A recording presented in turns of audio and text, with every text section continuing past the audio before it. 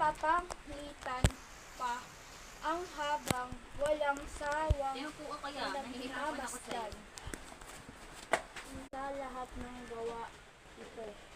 Sa isang espasyo ng kahoy na nagtataglay ng tunay na ginto sa ilang bahagi ng figura at mitmero. Ito ang kanyang nag-iisang obra na itinira